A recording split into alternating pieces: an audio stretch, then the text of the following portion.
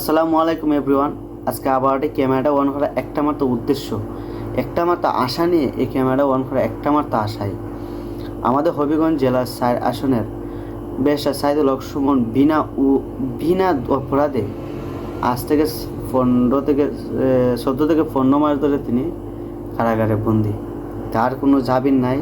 মানুষ মারা গেছে আসামি, এত বড় বড় অপরাধ করে জামিন পায়, কিন্তু ব্যারিস্টার সুমনের জামিন নাই। দুঃখের বিষয় একটাই।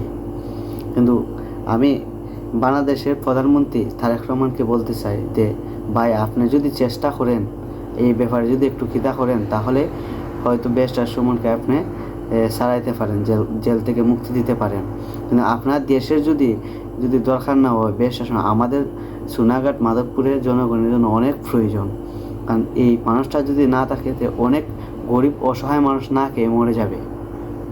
এই বিষয়টা চিন্তা হলেও হাত জোর করে বলতেছি যে ব্যারিস্টার সুমনকে ছাড়ার ব্যবস্থা করেন।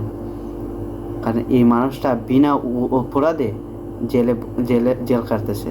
যদি অপরাধ হয়ে থাকে তাকে শাস্তি দেন, কিন্তু অপরাধ তো তিনি করেন নাই, তা কেন জেল কাটবে? আমাদের জনগণের এটাই একটাই কথা, একটাই দাবি, বিনা অপরাধে কেন সে জেল কাটবে। আসসালামু আলাইকুম। যদি কোনো ধরনের ভুল ত্রুটি হয়ে থাকে তাহলে মাফ করবেন।